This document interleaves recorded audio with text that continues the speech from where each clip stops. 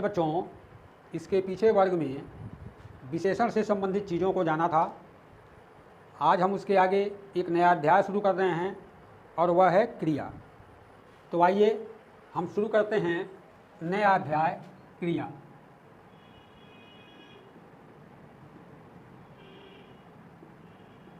क्रिया से संबंधित क्रिया की परिभाषा, क्रिया के भेद, क्रिया किस उपयोग में आती है, कैसे इसका प्रयोग हम करते हैं, इन सारी बातों पर हम ध्यान देंगे। तो सबसे पहले आइए हम शुरू करते हैं क्रिया की परिभाषा।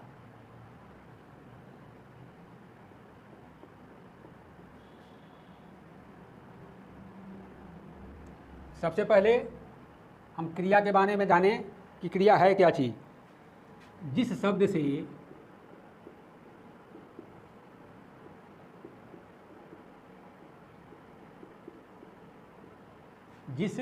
शब्द से किसी काम का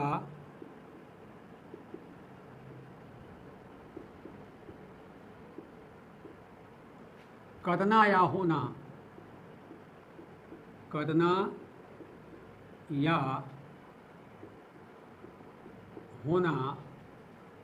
प्रकट हो, उसे क्रिया कहते हैं।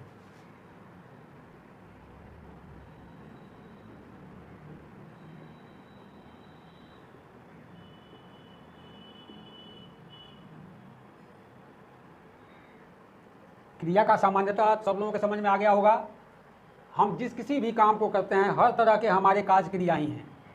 तो कहता है जिस शब्द से किसी काम का करना या होना प्रकट हो, उसे क्रिया कहते हैं। जैसे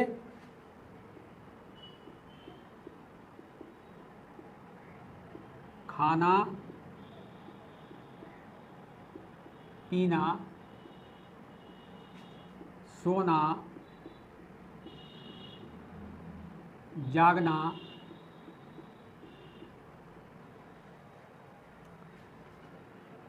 पढ़ना, लिखना इत्यादि।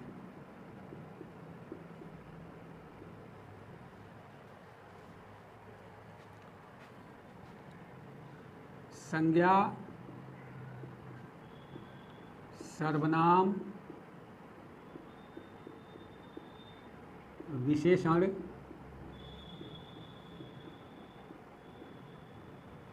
संज्ञा, सर्वनाम, विशेषण की तरह ही क्रिया भी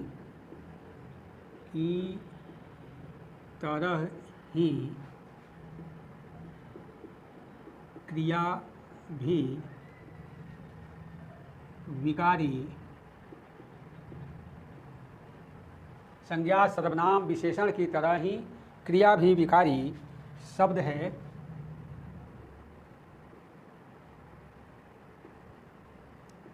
इसके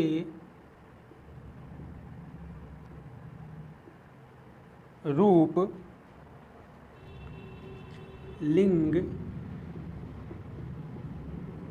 वचन और पुरुष संज्ञा, सर्वनाम, विशेषण की तरह ही क्रिया भी विकारी शब्द है। इसके रूप, लिंग, वचन और पुरुष के अनुसार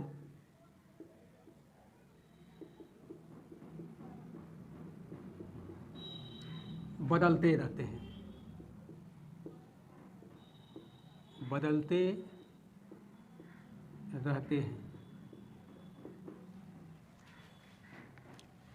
क्रिया के रूप में यह बदलाव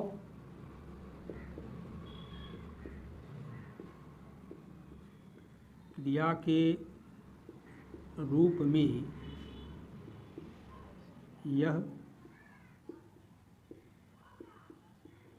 बदलाव हिंदी की अपनी विशेषता है।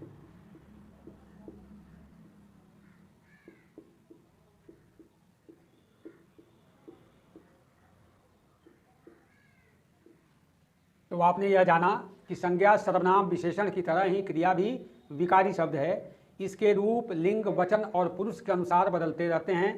क्रिया के रूप में यह बदलाव हिंदी की अपनी विशेषता है। इसके बाद हम जानेंगे धातु।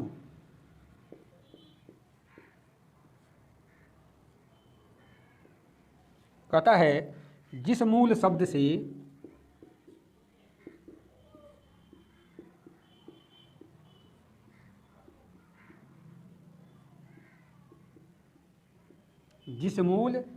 से क्रिया का निर्माण होता है, क्रिया का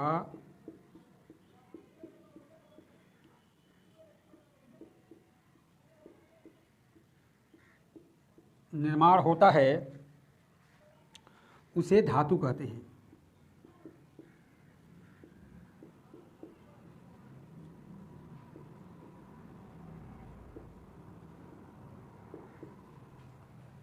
जिस मूल शब्द से क्रिया का निर्माण होता है उसे धातु कहते हैं। धातु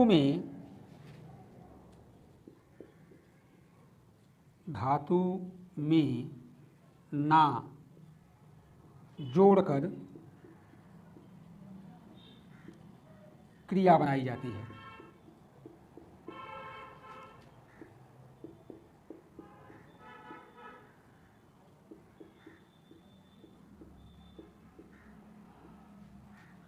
जैसे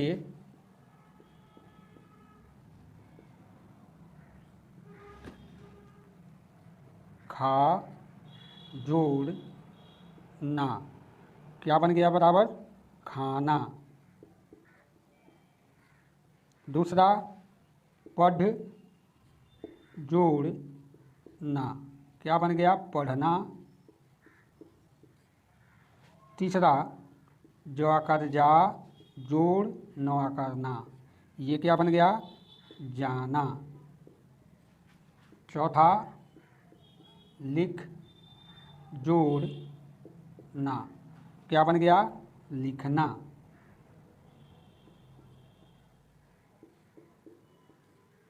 इत्यादि।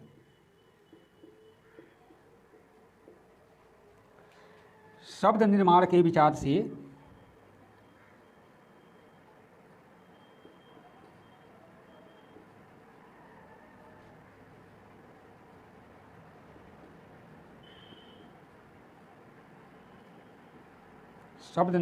विचार से धातु भी दो प्रकार की होती है।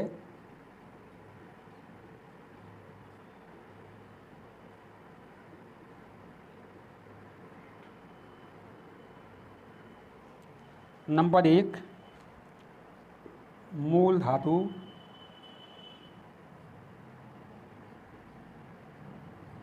नंबर 2 यौगिक धातु।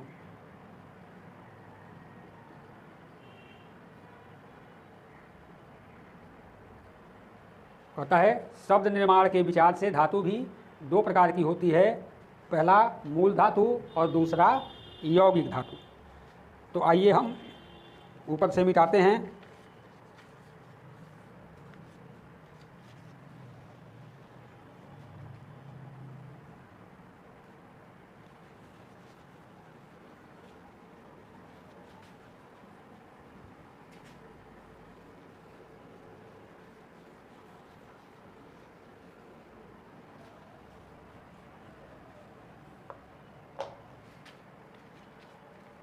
नंबर 1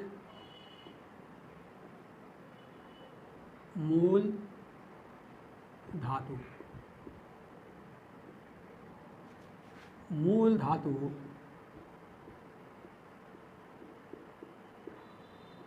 स्वतंत्र होती है।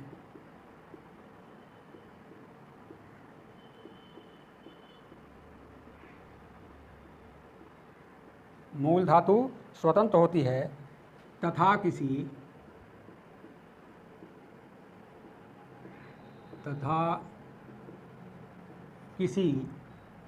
अन्य शब्द पर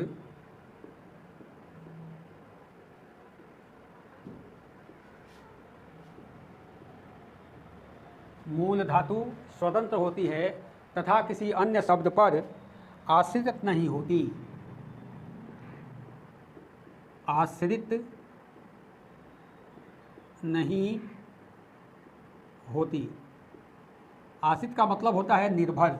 यह किसी दूसरे के ऊपर निर्भर नहीं होती है। जैसे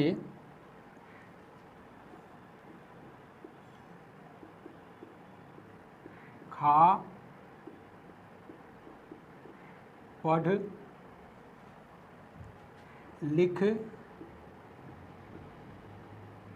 जा इत्यादि। दूसरा है हमारा यौगिक धातु।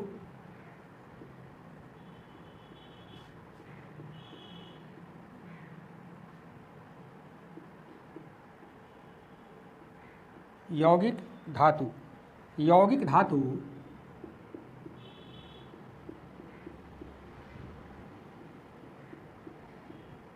धातु किसी प्रत्यय के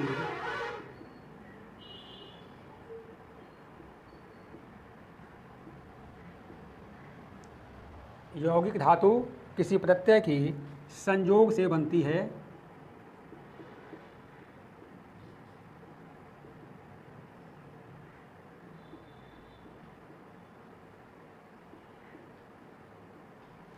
प्रत्यय के संयोग से बनती है। जैसे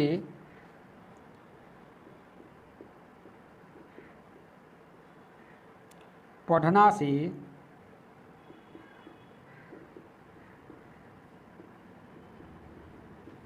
पढ़ा,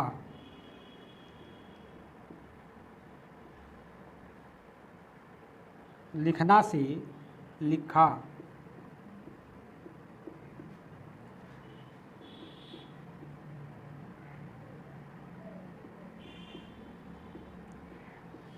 लिखना से लिखा, खाना से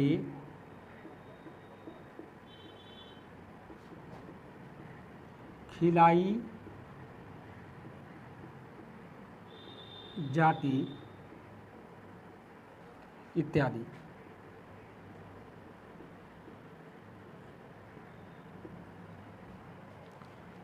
धातुओं की संख्या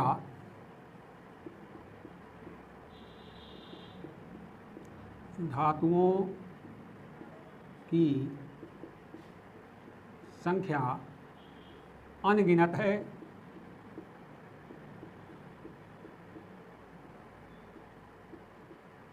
धातुओं की संख्या अनगिनत है।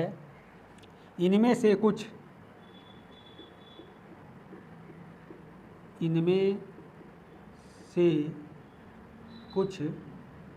एकाक्षरी, इनमें से कुछ एकाक्षरी, कुछ दो अक्षरी,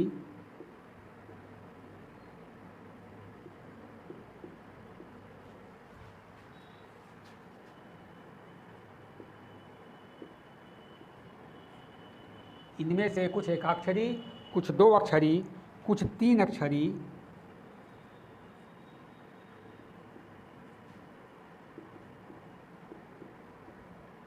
कुछ तीन अक्षरी और कुछ चार अक्षरी भी, और कुछ चार अक्षरी भी होती हैं।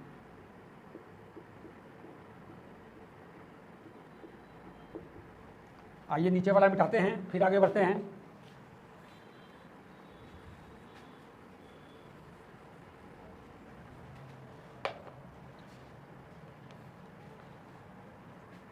अब हम शुरू करते हैं क्रिया के भेद।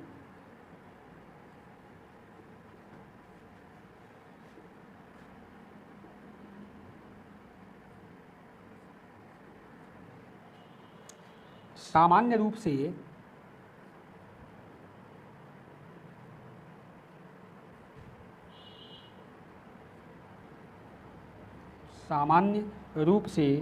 कर्म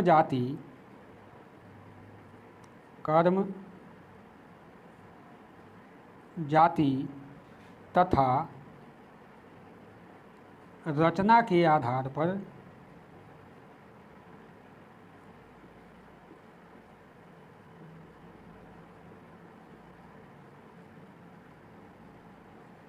सामान्य रूप से कर्म, जाति तथा रचना के आधार पर क्रिया के दो भेद हैं।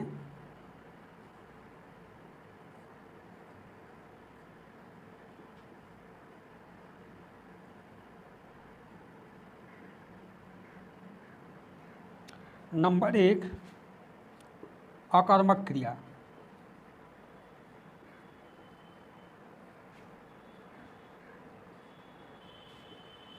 और नंबर 2, सकर्मक क्रिया।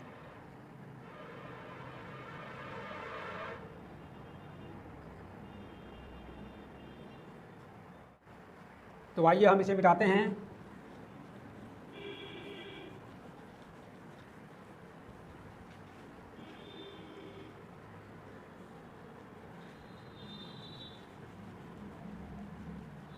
और अब क्रिया के भेदों के बारे में जानते हैं। तो सबसे पहले हमारा नंबर 1, अकर्मक क्रिया।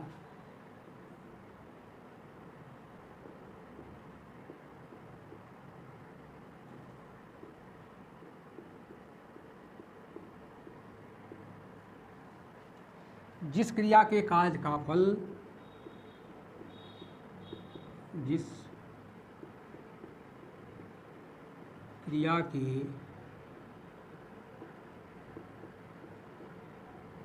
कार्य का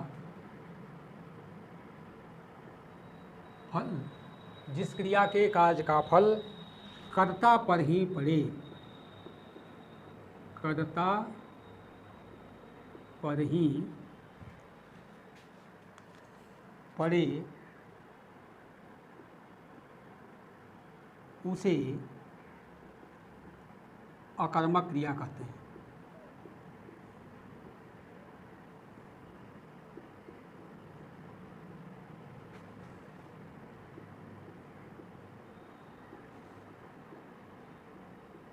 तो आपने यह देखा, अकर्मक क्रिया क्या कहता है भाई? जिस क्रिया के कार्य का फल कर्ता पर ही पड़े उसे अकर्मक क्रिया कहते हैं। कर्ता का मतलब हुआ जो जिस कार्य को कर रहा होता है, कर्ता वही है, तो उस पर इसका अगर फल पड़े तो वह क्या है? अकर्मक क्रिया है। अकर्मक क्रिया का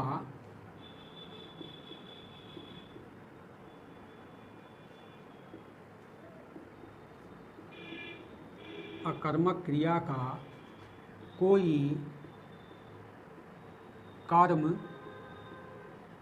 अर्थात कारक, अकर्मक क्रिया का कोई कर्म नहीं होता,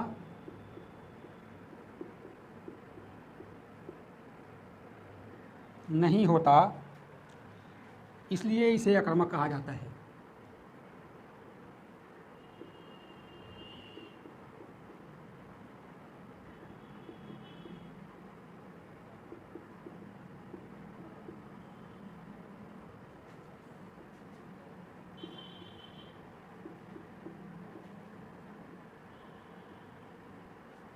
अकर्मक क्रिया का कोई कर्म नहीं होता, इसलिए इसे अकर्मक कहा जाता है। जैसे श्याम रोता है,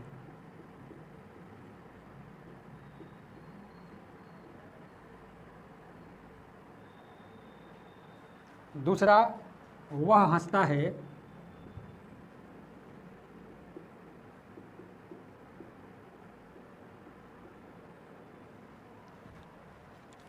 इन दोनों वाक्यों में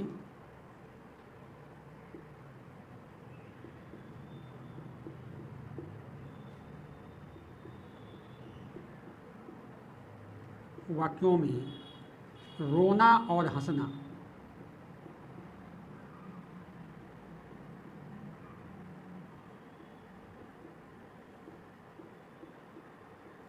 इन दोनों वाक्यों में रोना और हंसना क्रिया अकर्मक है।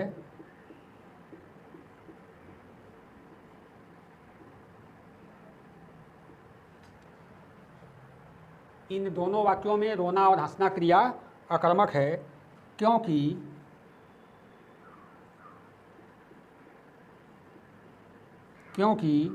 यहाँ इनका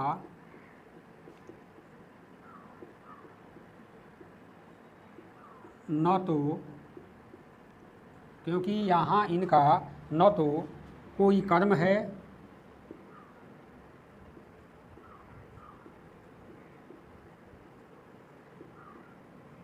और नहीं तो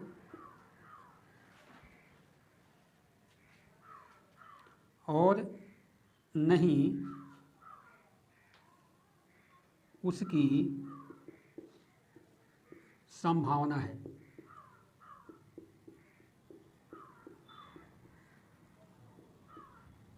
उसकी संभावना है। रोना और हंसना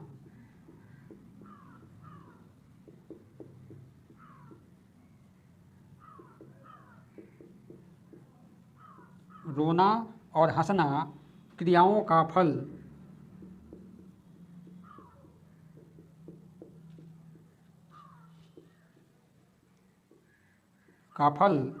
कर्ता पर ही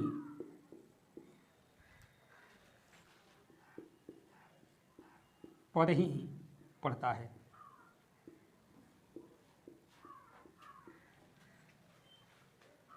तो आपने यह जाना कि जिस क्रिया के कार्य का फल कर्ता पर ही पड़े उसे अकर्मक क्रिया कहते हैं।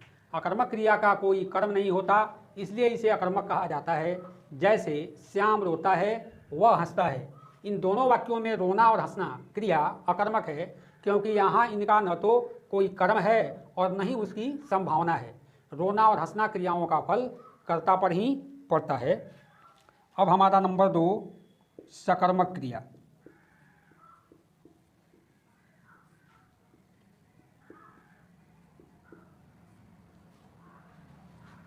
जिस क्रिया के कार्य का फल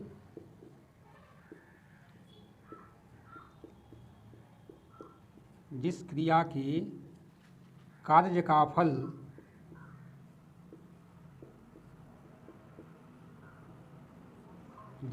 के कार्य का फल कर्ता पर न पड़कर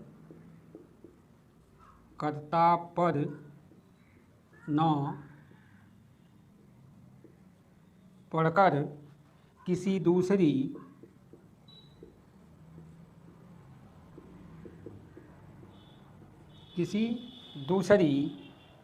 जगह पड़ता हो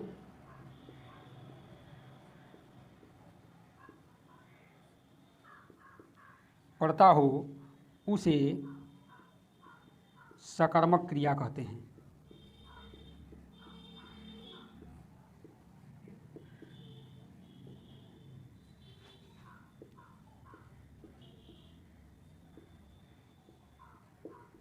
जिस क्रिया के कार्य का फल कर्ता पर न पड़कर किसी दूसरी जगह पड़ता हो उसे सकर्मक क्रिया कहते हैं। सकर्मक क्रिया के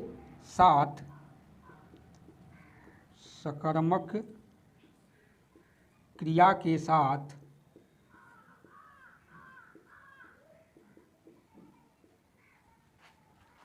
कर्म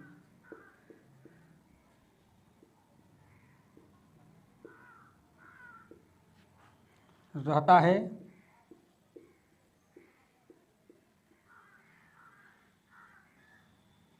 या उसके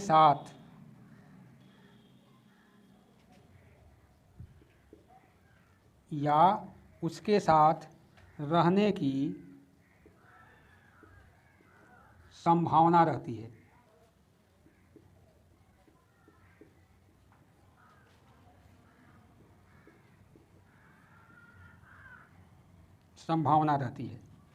इसलिए इसे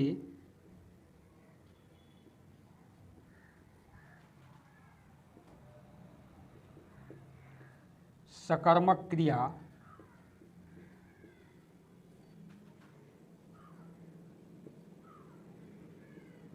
कहा जाता है।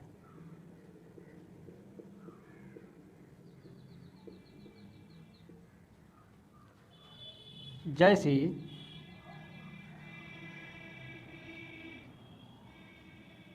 राम खाना खाता है।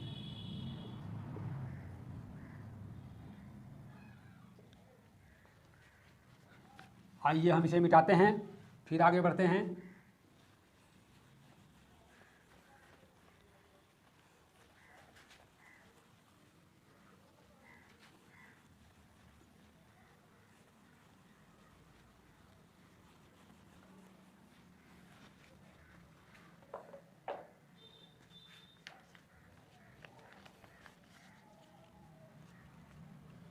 एक और उदाहरण,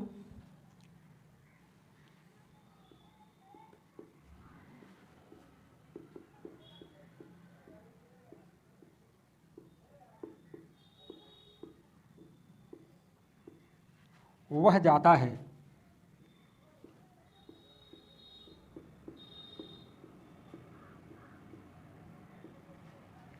इस वाक्य में भी जाना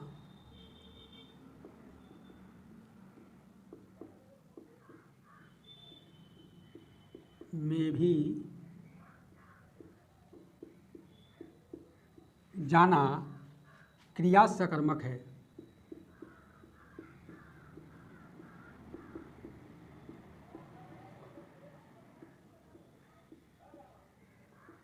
इस वाक्य में भी जाना क्रिया सकर्मक है क्योंकि इसके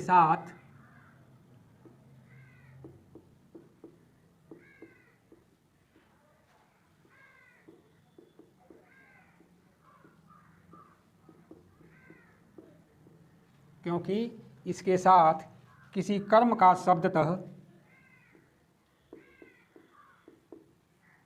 किसी कर्म का शब्दतः उल्लेख न रहने पर भी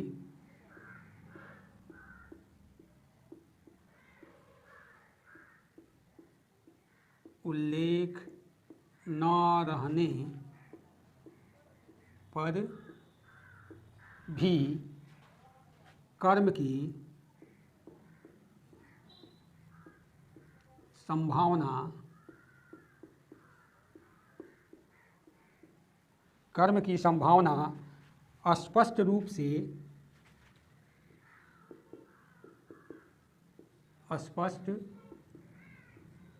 से प्रतीत होती है।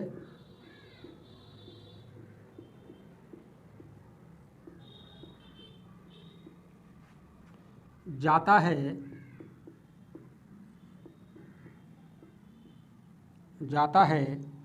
के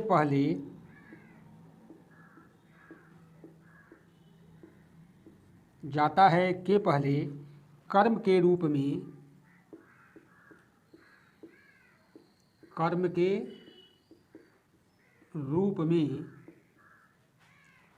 किसी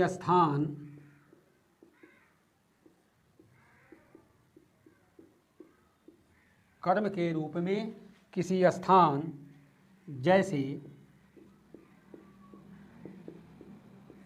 घर, विद्यालय, पटना जैसे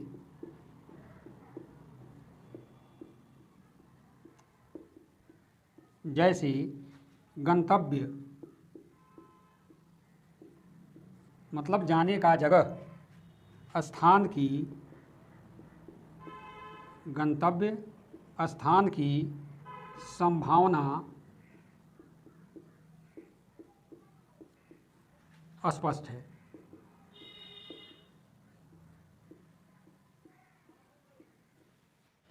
तो आइए अब इसे हम मिटाते हैं।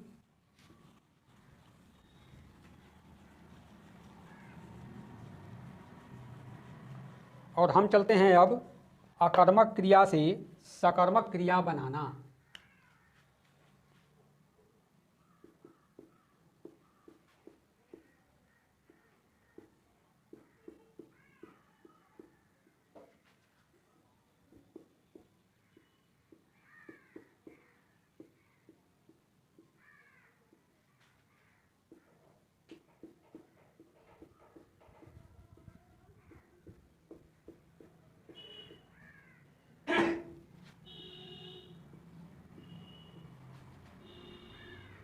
अकर्मक क्रिया से सकर्मक क्रिया बनाना। अकर्मक क्रिया से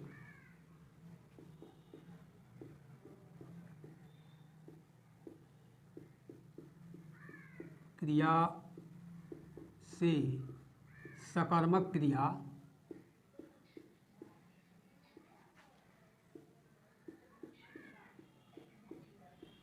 और सकर्मक क्रिया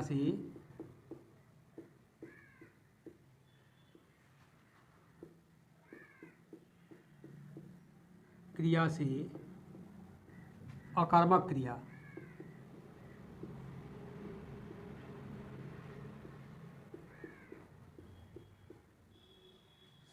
अकर्मक क्रिया से सकर्मक क्रिया और सकर्मक क्रिया से अकर्मक क्रिया का निर्माण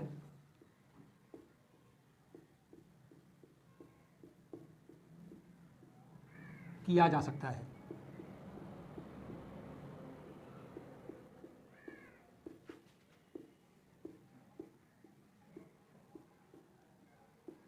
तो आपने यह देखा कि अकर्मक क्रिया से सकर्मक क्रिया कैसे बनाएं और सकर्मक क्रिया से अकर्मक क्रिया कैसे बनाएं। तो इसके कुछ नियम हैं, तो उन नियमों को हम आपके सामने रख रहे हैं। आइए, नियम इस प्रकार हैं।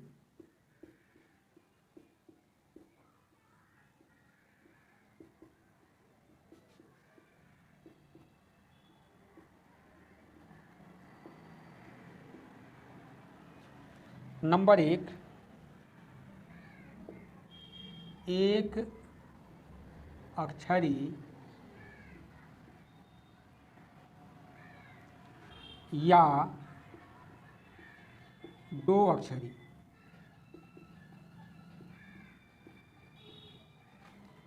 अकर्मक धातु में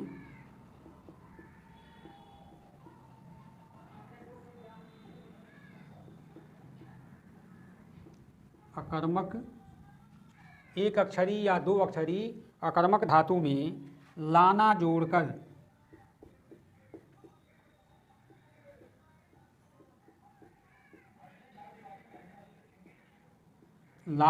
जोड़कर सकर्मक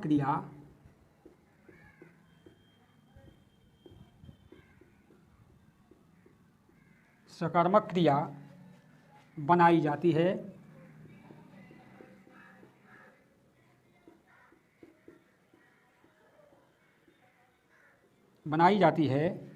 किंतु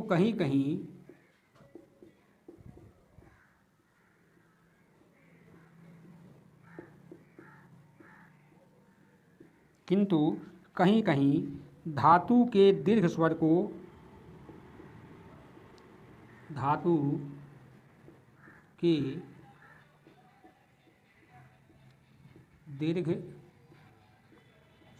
को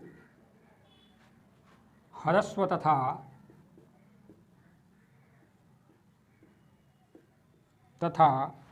ओकार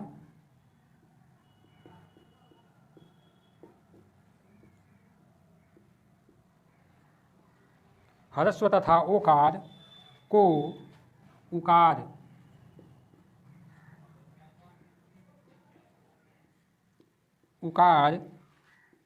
उ कर देना पड़ता है।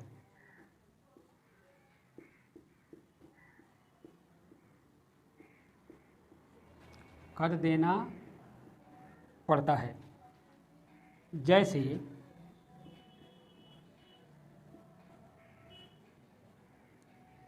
जीना, जिलाना,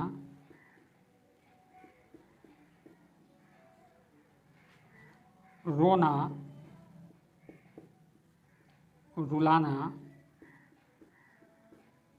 इत्यादि।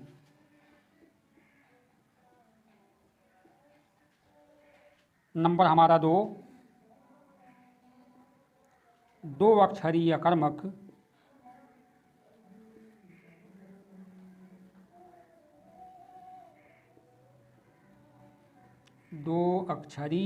अकर्मक धातु में कहीं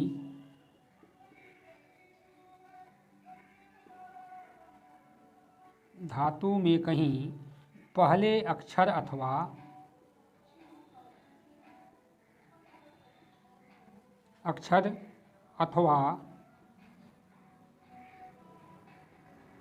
कहीं दूसरे अक्षर के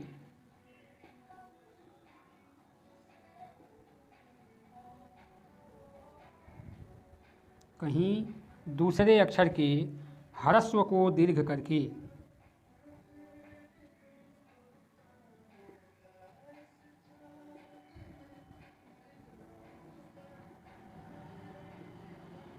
ह्रस्व को दीर्घ करके ना प्रत्यय जोड़कर भी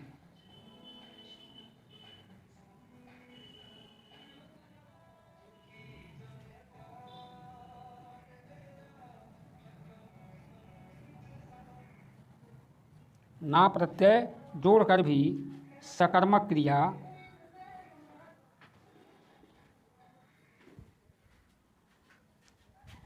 क्रिया बनाई जाती है।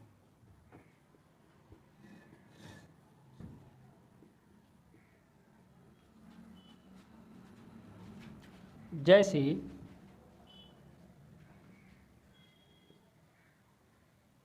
उड़ना, उड़ाना।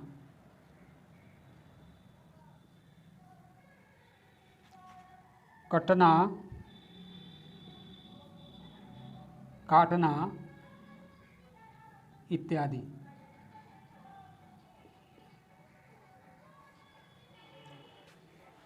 तो आइए हम इसे मिटाते हैं और चलते हैं अपने तीसरे नियम की तरफ।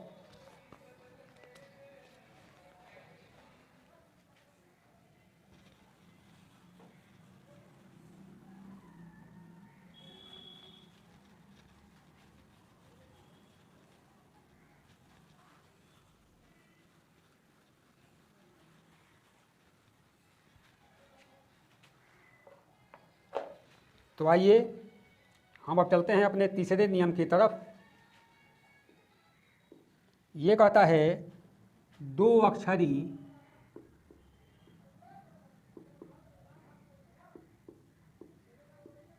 अकर्मक धातु के दो अक्षरी अकर्मक धातु के दीर्घ स्वर को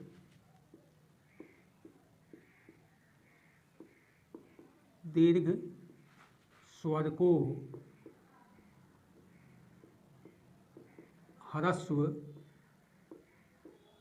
करके दो अक्षरी अकर्मक धातु के दीर्घ स्वर को ह्रस्व करके तथा आना जोड़कर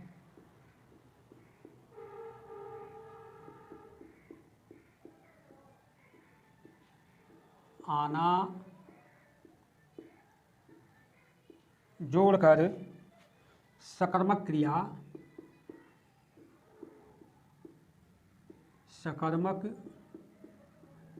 क्रिया बनाई जाती है।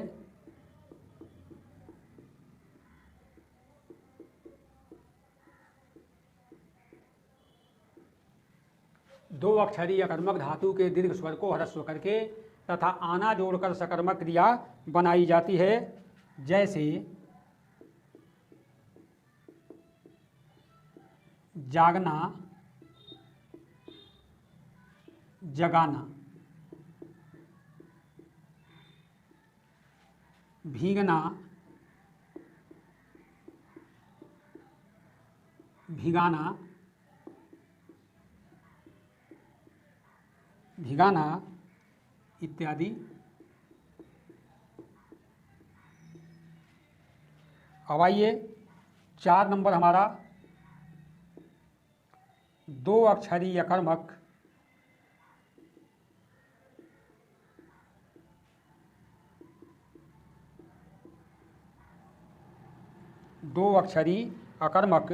धातुओं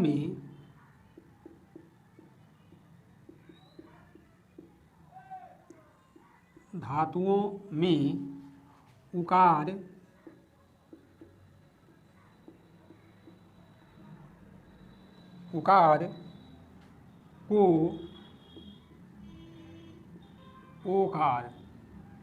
उकार को ओकार तथा इकार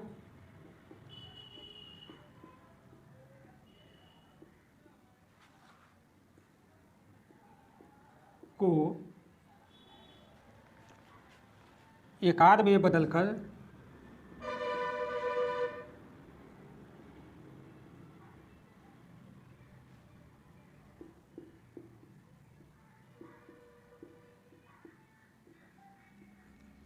बदलकर तथा ना जोड़कर भी तथा ना जोड़कर भी सकर्मक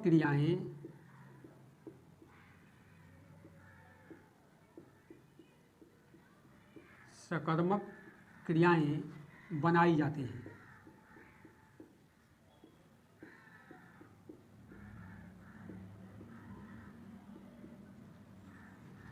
जाती हैं। जैसे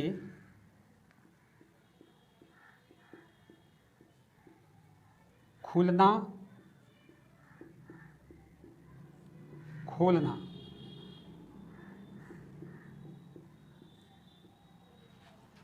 दिखना,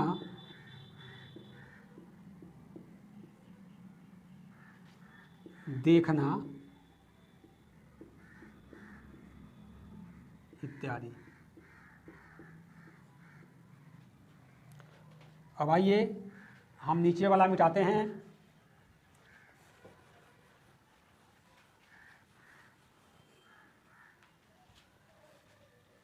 और नियम नंबर हमारा 5,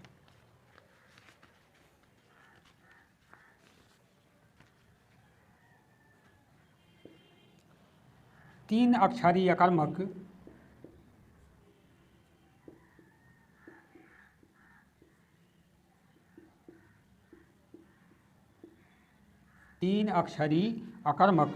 धातुओं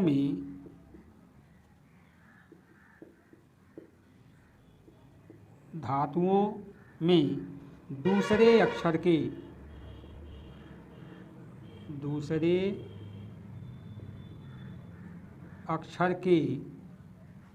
ह्रस्व स्वर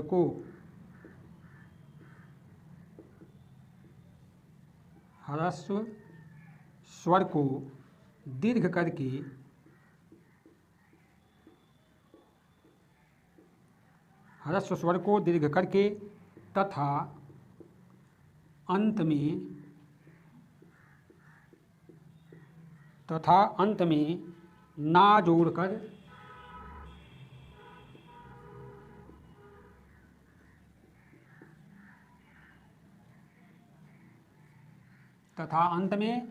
जोड़कर सकर्मक क्रियाएं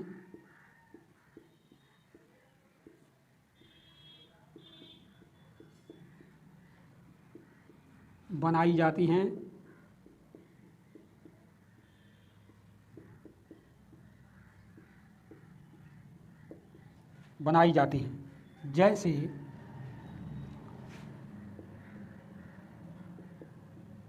जैसे उतरना, उतारना, निकलना,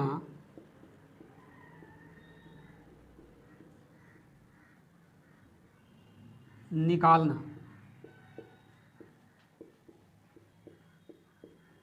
निकालना, उखड़ना, उखाड़ना,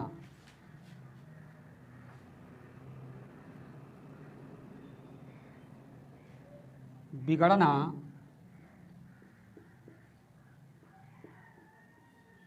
बिगाड़ना।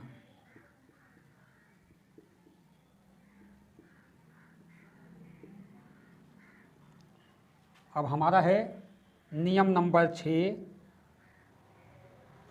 कुछ अकर्मक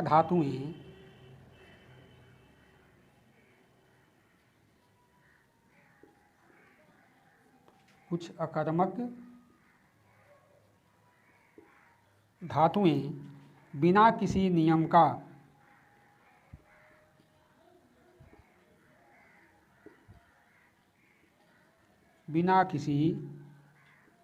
का अनुसरण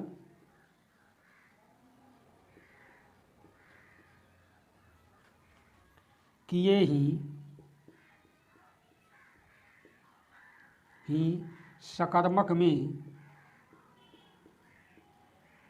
सकारात्मक में परिवर्तित की जाती हैं।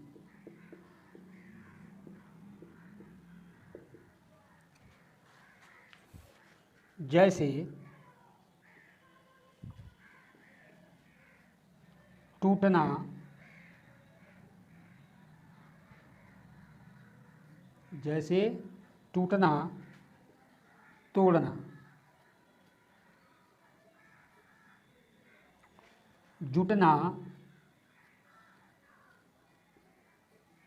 जोड़ना।